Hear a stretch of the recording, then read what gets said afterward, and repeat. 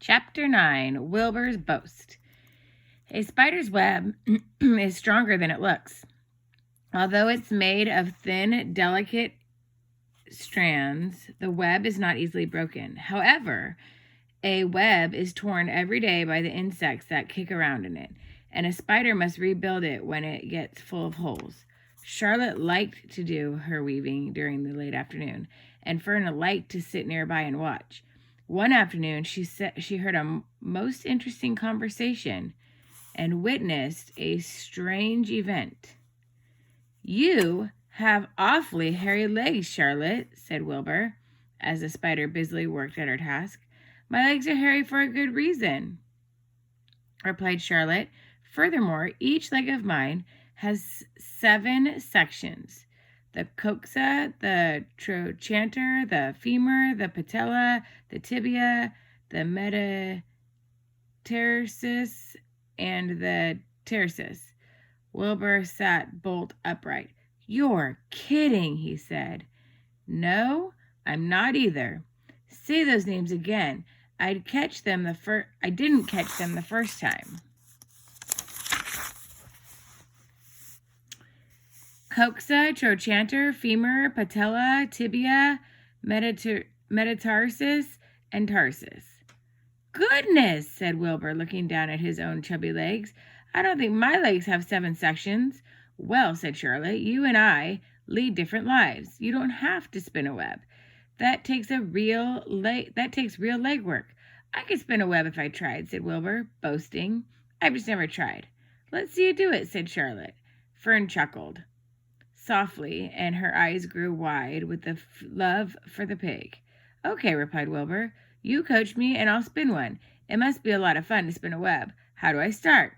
"Take a deep breath," said Charlotte, smiling. Wilbur breathed deeply. "Now climb to the highest place you can go like this." Charlotte raced to the top of the doorway. Wilbur scrambled to the top of the manure pile. "Very good," said Charlotte. "Now, make an attachment with your spinnerets. Hurl yourself into space and let out a drag line as you go down." Wilbur hesitated a moment, then jumped out into the air. He glanced hastily behind to see if a piece of rope was following him to check his fall. But nothing seemed to happen in his rear. And the next thing he knew, he landed with a thump. He grunted. Charlotte laughed so hard her web began to sway. "What did I do wrong?" asked the pig when he recovered from his bump. "Nothing," said Charlotte. "It was a nice try." "I think I'll try again," said Wilbur cheerfully. "I believe what I need is a little piece of string to hold me." The pig walked around his yard. "You there, Templeton," he called. The rat poked his head out from under the trough. "Got a little piece of string I could borrow?" asked Wilbur. "I need to spin a web." "Yes, indeed," replied Templeton, who saved string. "No trouble at all. Anything to oblige." He crept down to his hole, pushed the goose egg out of the way, and returned with an old piece of dirty white string. Wilbur examined it. "That's just the thing," he said. "Tie one end to my tail, will you, Templeton?" Wilbur crouched low with his thin, curly tail toward the rat. Templeton seized the string, passed it around the end of the pig's tail, and tied 2 half hitches. Charlotte watched in delight. Like Fern, she was truly fond of Wilbur, whose smelly pen and stale food attracted the flies she needed, and was proud to see that he was not a quitter and was willing to try again to spin a web.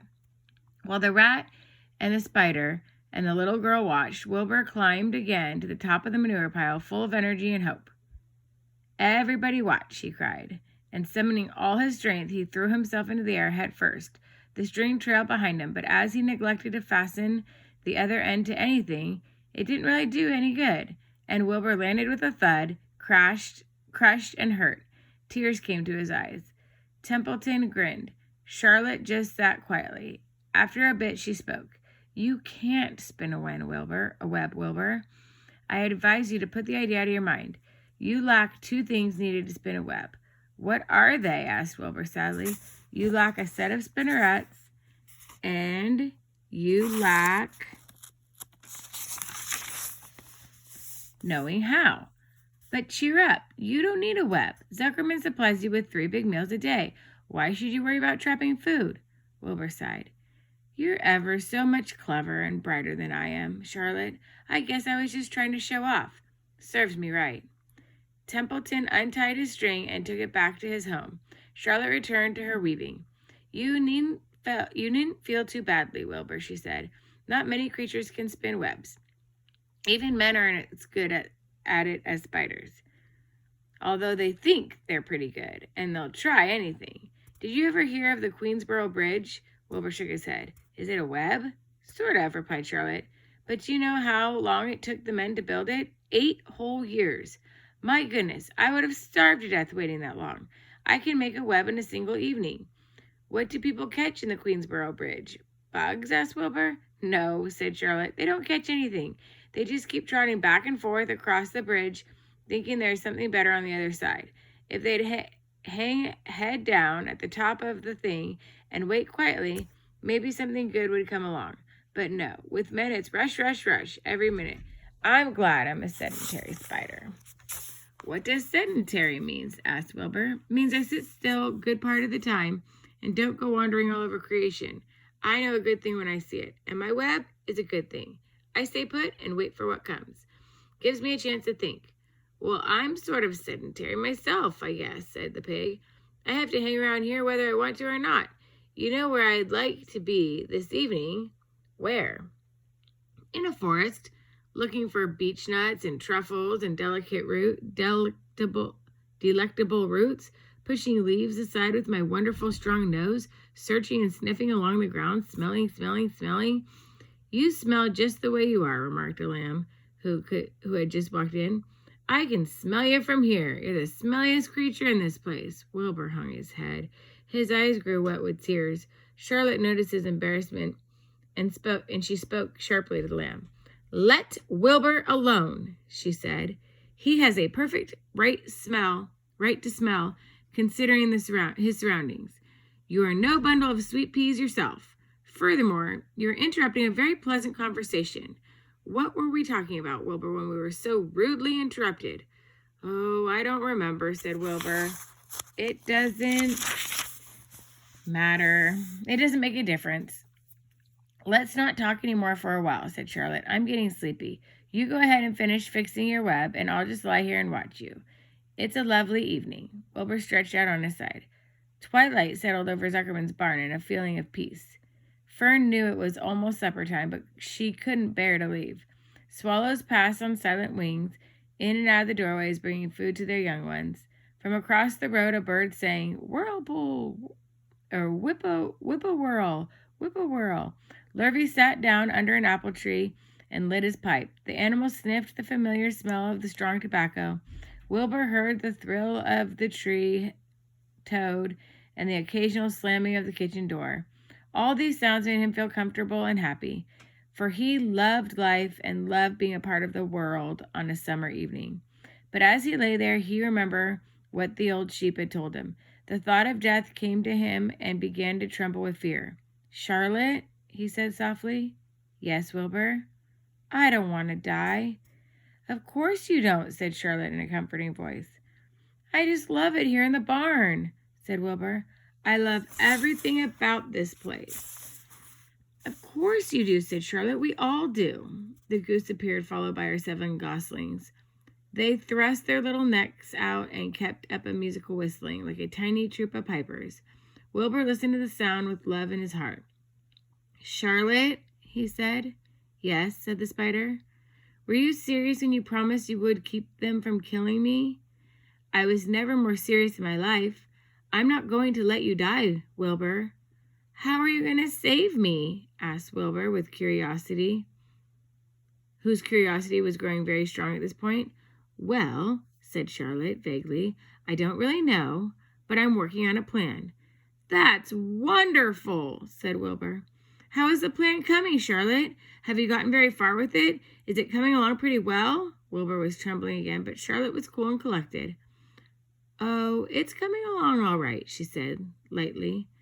The plan is still in its early stages and hasn't completely shaped up yet, but I'm working on it. When do you work on it? Begged Wilbur. When I'm hanging head down at the top of my web, that's when I do my thinking, because then all my blood is in my head. I'd be only too glad to help in any way I can. Oh, I'll work it out alone, said Charlotte. I can think better if I think alone. All right, said Wilbur, but don't fail to let me know if there's anything I can do to help, no matter how slight. Well, replied Charlotte, you must try to build yourself up. I want you to get plenty of sleep and stop worrying. Never hurry, never worry. Chew your food thoroughly and eat every bit of it, except you must leave just enough for Templeton. Gain weight and stay well. That's the way you can help. Keep fit and don't lose your nerve. Do you think you understand? Yes, I understand, said Wilbur. Go along to bed then, said Charlotte. Sleep is important. Wilbur trotted over to the darkest corner of his pen and threw himself down. He closed his eyes. In another minute he spoke. Charlotte, he said. Yes, Wilbur. May I go to my trough and see if I left any of my supper? I think I left a tiny bit of mashed potato. Very well, said Charlotte, but I want you in your bed again without delay. Wilbur started to race out to the yard. Slowly, slowly, said Charlotte. Never hurry and never worry. Wilbur checked himself and crept slowly to his trough. He found a bit of potato and chewed it carefully, swallowed it, and walked back to bed. He closed his eyes and was silent for a while. Charlotte, he said in a whisper. Yes? May I get a drink of milk? I think there are a few drops left in my trough. No. The trough is dry, and I want you to go to sleep. No more talking. Close your eyes and go to sleep. Wilbur shut his eyes. Fern got up from the stool and started for home. Her mind was full of everything she had seen and heard. Good night, Charlotte, said Wilbur. Good night, Wilbur. Then there was a pause. Good night, Charlotte. Good night, Wilbur. Good night. Good night. Bye, guys.